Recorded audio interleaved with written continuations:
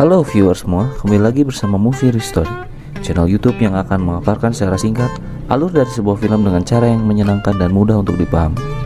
Untuk teman-teman yang tidak memiliki waktu luang untuk menyaksikan film secara utuh, semoga Movie Story mampu memberikan inti yang terdapat dalam film sehingga penonton mendapatkan kesan dan experience yang sama ketika menonton film secara utuh. Tanpa berlama-lama, berikut pemaparan singkat dari film 300. Di awal film kita diperlihatkan di mana di sebuah lembah terdapat seorang pria tua dan seorang ibu beserta anaknya. Dan di dasar lembah tersebut nampak banyak sekali tulang belulang manusia di sana. Orang tua dan ibu tersebut sedang menjalankan suatu tradisi bagi warga Sparta. Ternyata bayi yang baru lahir di sana akan dicek. Jika bayi itu terlihat kuat dan tidak memiliki cacat, dia akan dibiarkan hidup dan akan dijadikan bagian society Sparta. Tetapi bagi bayi yang terlahir cacat, mereka akan dibuang ke lembah tersebut hidup-hidup dan dibiarkan mati di lembah kematian tersebut. Sejak kecil, anak-anak di Sparta sudah mendapatkan perlakuan yang sangat ekstrim. Mereka benar-benar dilatih untuk menjadi prajurit yang super hebat. Fisik dan mental mereka betul-betul ditempa di sana. Para pelatih di sana tidak segan untuk menghajar mereka habis-habisan. Bahkan terkadang orang dewasa pun berkelahi dengan anak kecil di bawah usia, guna membentuk mental yang tangguh. Dan anak-anak di Sparta sudah didoktrin sejak kecil. Kalau mereka mati di medan perang, itu merupakan suatu pencapaian tertinggi dan suatu kehormatan yang sangat besar bagi mereka dan keluarganya. Scene beralih di mana diperlihatkan perjalanan seorang anak untuk menjadi seorang raja Sparta. Sejak usia 7 tahun, mereka akan dilepas ke dunia luar, dipisahkan dari kedua orang tuanya, untuk mengarungi dunia luar yang sangat berbahaya. Bocah yang kita saksikan saat ini adalah Leonidas. Dia adalah calon penerus raja bagi ayahnya.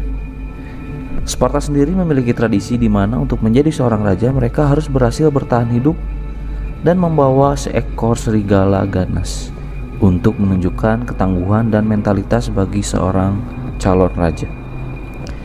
Di sini terlihat Leonidas sangat tenang ketika berhadapan dengan serigala. Tak ada raut wajah takut atau panik terbesit di wajahnya. Leonidas mencoba untuk mundur ke belakang, memanfaatkan celah sempit, sehingga serigala itu terdesak dan Leonidas pun bisa leluasa membunuh serigala tersebut.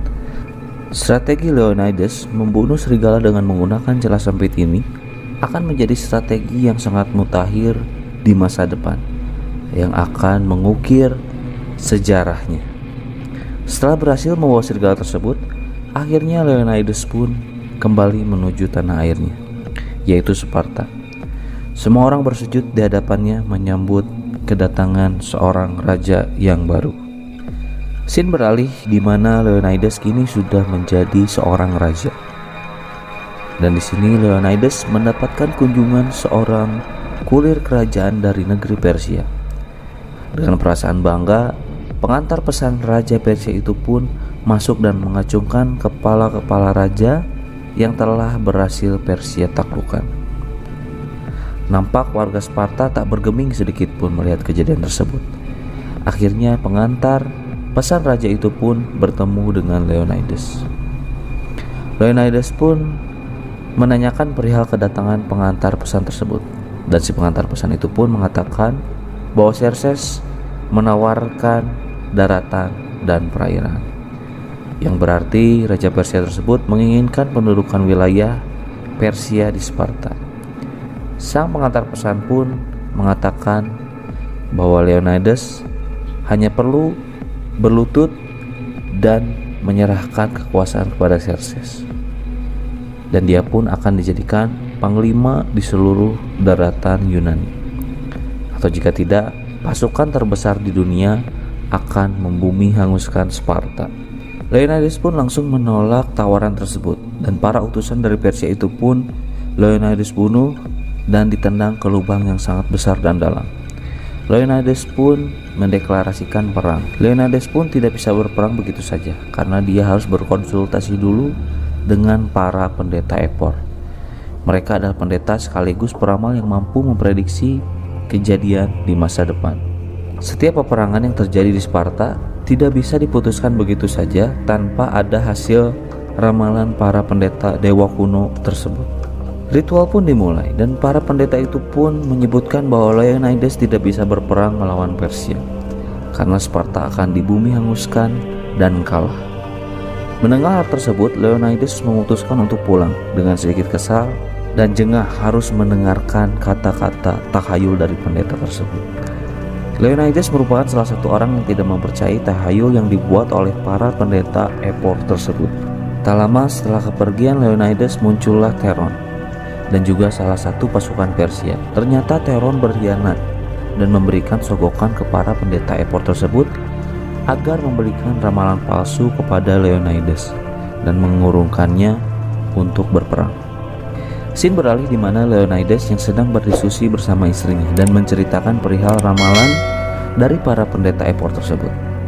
Istrinya pun mendukung segala hal yang akan dilakukan oleh Leonidas.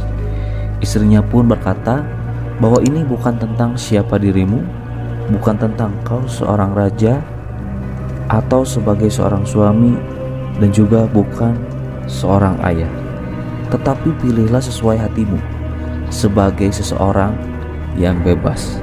Keesokan harinya, Leonidas pun mempersiapkan 300 pasukan terbaiknya untuk berperang hanya dengan 300 orang saja, karena tidak mendapatkan persetujuan dari Dewan Parlemen. Dan di sana pun ada penasihat kenegaraan yang mengatakan apa yang akan dilakukan oleh Leonidas dengan 300 pasukan tersebut. Apakah dia akan pergi untuk berperang atau apa? Ia pun hanya menjawab bahwa ia akan berjalan-jalan saja dan 300 orang ini adalah pengawal pribadinya. Theron yang berada di sana pun menanyakan kemana tepatnya kau akan pergi. Leonidas pun menjawab ia akan pergi ke gerbang neraka. Leonidas pun berpaling dan langsung melanjutkan perjalanannya meninggalkan Sparta, istri dan juga anaknya.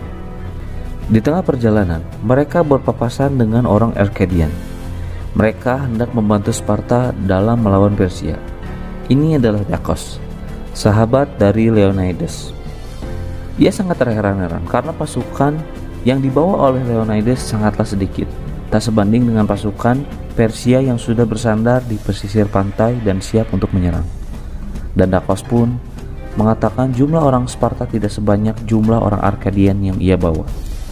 Leonidas pun hanya tersenyum mendengar pernyataan tersebut dan menanyakan satu persatu pasukan yang dibawa oleh Dakos. Ternyata hampir semua pasukannya bukan prajurit murni, tetapi prajurit karbitan yang memiliki pekerjaan sampingan lainnya seperti pandai besi, tukang kayu, dan peternak, dan ikut berperang saat dalam keadaan darurat saja. Leonidas pun langsung berteriak mengatakan, "Sparta, what is your profession?" Mereka semua menjawab, adalah seorang prajurit. Dan Leonidas pun mengatakan jumlah prajurit yang ia bawa lebih banyak daripada yang Dakos bawa. Perjalanan mereka pun berlanjut dan sesampainya di gerbang neraka mereka pun kegirangan melihat Persia, seakan perang menjadi hal yang sangat menyenangkan bagi mereka. Di hari pertama saat hendak memulai peperangan, ternyata badai yang besar menerjang armada laut dari pasukan Persia, sehingga di hari itu Persia mengalami kekalahan yang besar dan sangat banyak merenggut korban jiwa. Scene beralih di mana istri Leonidas meminta penasihat Leonidas untuk mengadakan pertemuan dengan para anggota dewan guna membicarakan masa depan Sparta dan upaya untuk menangkal tirani yang disebarkan oleh Persia. Singkatnya, istri Leonidas meminta dukungan pasukan agar bisa membackup Leonidas di pintu neraka. Penasihat raja itu pun setuju dan akan mengadakan pertemuan dengan anggota dewan beberapa hari ke depan. Scene beralih lagi ke Leonidas yang didatangi oleh penyampai pesan Raja Xerxes. Ia menawarkan kepada Leonidas untuk tidak melakukan peperangan dan diselesaikan secara diplomatik dengan imbalan akan menjadikan Leonidas sebagai panglima tertinggi di Yunani. Leonidas pun menolak tawaran tersebut dan pengantar pesan Raja Xerxes itu pun hendak mengayunkan cambuknya kepada Leonidas. Tak lama Stelios memotong tangan pengantar pesan tersebut sebelum cambuk itu mengenai Leonidas dan mengatakan kepadanya agar kembali kepada Xerxes dan katakanlah bahwa orang Sparta adalah orang yang bebas dan tidak mentolerir tirani dari Raja Persia. Akhirnya pengantar pesan beserta pasukan Persia itu pun mundur. Tak lama Leonidas pun membicarakan sebuah strategi di mana kemungkinan orang Persia akan menemukan jalur rahasia menuju gerbang neraka. Tak lama datang Ephialtes yang mengatakan orang Persia bisa saja mengetahui jalur neraka tersebut melalui jalur pelarian kambing. Leonidas menanyakan kepada Ephialtes tentang siapa dirinya karena ia mengenakan pakaian prajurit Sparta. Ephialtes pun mengatakan bahwa ia adalah keturunan orang Sparta asli. Ayah dan ibunya pergi meninggalkan Sparta untuk melindungi dirinya karena bayi yang cacat tidak bisa hidup di Sparta. Ephialtes pun menginginkan untuk ikut serta dalam peperangan tersebut, tetapi Leonidas menolaknya karena ia akan membuat sisi pertahanan Sparta menjadi lemah. Karena Ephialtes tidak bisa mengangkat perisai dan itu akan menjadi titik kelemahan yang akan diincar oleh musuh. Leonidas pun menyarankan agar Ephialtes membantu para prajurit yang terluka ataupun membutuhkan suplai yang mereka butuhkan. Ephialtes pun kecewa dengan pernyataan Leonidas tersebut. Akhirnya dia membuang semua seragam tempur, perisai, dan juga pedang warisan dari ayahnya. Keesokan harinya, 300 pasukan Sparta menghadapi gempuran yang sangat besar. Pasukan Persia begitu banyak yang menyerang mereka, sampai-sampai tanah yang mereka pijak pun sampai bergetar seperti terjadi gempa bumi. Tetapi dengan memanfaatkan celah yang sempit, jumlah pasukan Persia sebanyak apapun tidak akan berarti. Layaknya seperti Leonidas terdahulu ketika menjepit serigala di tebing yang sempit. Para pasukan Sparta pun berhasil memenangkan pertarungan tersebut dan berhasil menyudutkan para tentara Persia. Sehingga mau tidak mau, para tentara Persia itu pun tersudut dan dihadapkan pada dua pilihan, terjatuh dari tebing atau terhunus oleh pedang pasukan Sparta. Tak lama setelah pasukan Persia telah diratakan oleh pasukan Sparta, jutaan anak panah dilepaskan dan menuju ke arah mereka, sehingga langit pun tertutup oleh jutaan panah tersebut yang membuat langit menjadi sangat gelap. Tak lama serangan kedua dari pasukan Persia pun diluncurkan.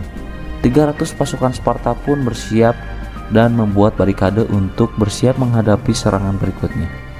Karena Sparta adalah pasukan yang sangat tangguh dan memiliki keterampilan bertarung yang sangat baik, Persia pun akhirnya dikalahkan kembali oleh 300 pasukan pemberani tersebut. Xerxes pun datang menghadap langsung kepada Leonidas karena kurir pengantar pesan sudah tidak mempan lagi untuk menghadapi Leonidas. Akhirnya dia pun datang seorang diri berdiskusi bersama Leonidas. Ia pun kembali menawarkan jabatan penting yang akan Leonidas dapatkan jika ia mau bertukuk lutut dan berada di bawah komando Xerxes. Seperti yang kita tahu bahwa Leonidas tidak akan menjadi budak tirani kerajaan Persia. Ia pun menolak tawaran Xerxes tersebut. Leonidas pun melontarkan penghinaan kepada Xerxes. Ia menolak untuk berlutut karena kakinya agak kebas setelah membunuh banyak pasukan Persia. Mendengar penghinaan itu pun Xerxes sangat marah. Ia pun mengancam akan membumi hanguskan Sparta. Ia akan membakar tempat kediaman mereka, meratakannya menjadi tanah, menjadikan warganya sebagai budak, dan para wanita akan dijadikan wanita penghibur, dan akan menghapuskan sejarah tentang keberadaan Leonidas dan keberadaan Sparta, sehingga dunia tidak akan mengetahui keberadaan mereka. Akhirnya Xerxes pun mengirimkan kembali pasukan elit yang dimiliki oleh Persia yang disebut The Immortal. Bertubi-tubi serangan yang dilayangkan oleh pasukan Immortal kepada pasukan Sparta, tetapi tidak membuahkan hasil yang sangat signifikan. Mitos tentang pasukan Immortal yang tidak bisa dibunuh berhasil dipatahkan oleh 300 prajurit pemberani dari Sparta. Xerxes yang mendengar kekalahan dari pasukan terbaiknya tersebut menjadi sangat geram, dan dia tidak tahu lagi harus bagaimana, karena ia masih tidak percaya bahwa 300 pasukan dapat mengalahkan beratus ribu pasukan yang Xerxes bawa. Tak patah arang, Xerxes pun kembali menyerang Leonidas beserta 300 pasukannya menggunakan prajurit yang lain, yaitu prajurit sihir. Prajurit ini menyerang dengan cara melemparkan benda-benda seperti bom yang mengakibatkan terpentalnya serpihan yang dapat melukai mereka. Tak tahan dengan pertarungan pengecut semacam itu, akhirnya Stelios pun maju ke depan dan menghabisi mereka semua, dan kekalahan pun dialami Persia kembali. Karena dianggap gagal setelah memimpin pasukannya, akhirnya salah satu jenderal perang Xerxes pun dieksekusi mati. Keesokan harinya, Xerxes pun kembali menyerang Leonidas beserta pasukannya. Kali ini ia menggunakan hewan yang sangat besar yang tidak pernah orang Sparta lihat sebelumnya. Tetapi lagi-lagi 300 pasukan terbaik itu berhasil menangkis semua serangan dari pasukan Persia tersebut. Sementara itu, Ephialtes yang sakit hati terhadap Leonidas, ia pun menghadap Xerxes dan dia akan membimbing pasukan Persia ke jalur rahasia untuk mengalahkan pasukan Sparta. Akibat pengkhianatan tersebut, Ephialtes pun mendapatkan imbalan dari Xerxes berupa kekayaan, wanita, dan dia pun akan diangkat menjadi prajurit Persia. Scene beralih ke Sparta, di mana sang ratu meminta bantuan Theron untuk membantunya, memberikan suara agar dewan menyetujui untuk mengirimkan pasukan ke gerbang neraka. Theron pun mengabulkan permohonan sang ratu dan dia akan berbicara di depan dewan. Sang ratu yang belum mengetahui bahwa ia pengkhianat, ia merasa tertolong. Theron mengakhiri pembicaraan dan pergi dengan memperlihatkan wajah picik dan liciknya, yang kita tahu bahwa ia adalah pengkhianat bagi Sparta. Kembali lagi ke Leonidas, ia dihampiri oleh Dakos. Dakos mengatakan bahwa Ephialtes telah berkhianat dan menunjukkan jalur rahasia tersebut kepada Persia, dan Dakos pun memilih mundur dari peperangan tersebut karena itu sama saja dengan misi bunuh diri. Leonidas pun mengatakan bahwa Sparta tidak pernah menyerah, dia akan tetap bertarung meskipun kematian sudah pasti di hadapannya. Leonidas pun merenung sesaat, ia memiliki firasat bahwa pasukannya akan kalah. Akhirnya Leonidas pun mengutus beberapa orang untuk kembali ke Sparta. Salah satunya adalah Dilios. Dilios diperintahkan untuk pulang ke Sparta dan menceritakan semua yang terjadi di hadapan para dewan. Dilios menolak dan ia masih merasa mampu untuk berperang di sisi Leonidas. Tetapi Leonidas menolak keinginan Dilios tersebut, karena Dilios adalah satu-satunya prajurit dari 300 prajurit yang ikut bersama Leonidas yang memiliki kemampuan berbicara yang baik. Maka dari itulah Leonidas memerintahkan Dilios untuk pulang dan menceritakan kisahnya di hadapan para dewan. Leonidas tidak meminta dibuatkan patung, dibuatkan sajak untuknya dan para 300 prajurit yang ikut berperang bersamanya. Ia hanya meminta untuk ingatlah mereka yang sudah berjuang demi tanah Sparta. Dan Leonidas pun menitipkan kalungnya untuk diberikan kepada sang ratu. Keesokan harinya, saat perkumpulan dewan, sang ratu pun berbicara mengenai apa yang terjadi di gerbang neraka dan meminta dewan untuk menyetujui untuk mengirim pasukan Sparta untuk melawan Persia di sana. Tetapi Theron malah mempermalukan dirinya di depan para dewan dengan mengungkap apa yang terjadi beberapa jam sebelumnya, yaitu sang ratu rela menyerahkan dirinya untuk ditumbuk oleh Theron. Sebagai imbalan, asal Theron mau membantunya berbicara di depan dewan. Sang ratu yang sangat marah karena Theron memprovokasinya, akhirnya sang ratu pun membunuhnya, hingga pada akhirnya terungkap siapa pengkhianat yang sesungguhnya. Dari kantong Theron berjatuhan koin emas Persia yang menandakan bahwa memang ia telah bersekutu dengan Xerxes dan mengkhianati Sparta. Akhirnya dewan pun meneriaki Theron sebagai pengkhianat, dan para dewan pun kini mendengarkan perkataan sang ratu. Keesokan harinya, pasukan Sparta sudah dikepung oleh pasukan Persia karena ulah dari pengkhianatan Ephialtes. Jenderal dari pasukan Xerxes memerintahkan Leonidas untuk tunduk dan menyerah agar dirinya dan Sparta bisa selamat. Akhirnya Leonidas pun melepaskan helm, perisai, dan juga tombaknya. Sang jenderal dan Xerxes sudah sangat percaya diri bahwa Leonidas akan menyerah. Tak lama Leonidas pun memanggil nama Stelios dan pertarungan pun kembali terjadi. Leonidas langsung mengambil tombaknya kembali dan alasan Leonidas melepaskan helmnya karena mengganggu jarak pandangnya, karena ia akan menghujam tombak ke arah Xerxes dengan jarak yang jauh. Alasan dia melepas perisai karena mengganggu keseimbangan dari Leonidas. Dan akhirnya tombaknya pun dilemparkan langsung oleh Leonidas ke arah Xerxes, dan tombak itu mengenai sisi pipi dari Xerxes dan ia terluka. Hal itu membuktikan bahwa dia bukanlah Tuhan yang selama ini ia klaim. Ternyata dia masih bisa terluka dan bisa juga dibunuh. Tentara Sparta yang tersisa, mereka bertarung mati-matian hingga titik darah penghabisan, sampai akhirnya Mereka semua tewas karena serbuan dari anak panah yang menghujani tubuh mereka.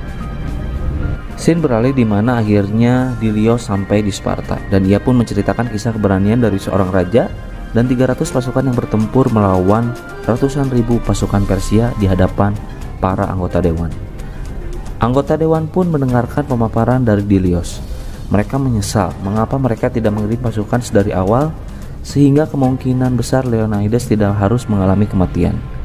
Akhirnya para dewan pun menyetujui untuk mengirim pasukan untuk melawan Persia, dan pasukan itu pun dipimpin oleh Dilios. Di sini nih nampak Dilios sedang memimpin ratusan ribu prajurit Sparta. Ia membakar semangat para prajurit yang ia pimpin dengan menceritakan kisah raja mereka, yaitu Leonidas, dan 300 prajurit pemberani ketika melawan pasukan Persia. Dan Dilios pun memberikan komando untuk memulai penyerangan ke arah prajurit Persia. Dan film pun selesai. Terima kasih sudah menonton tayangan kami sampai akhir. Semoga Anda semua terhibur, dan tim Movie Story doakan senantiasa teman-teman saya selalu melimpah rezekinya dan segera tercapai apa yang menjadi pengharapan di dalam doa teman-teman semua. Tak lupa kami akan selalu menyisipkan quotes yang menarik dari film yang kami paparkan. Berikut quotes pilihan tim Movie Story dari film 300.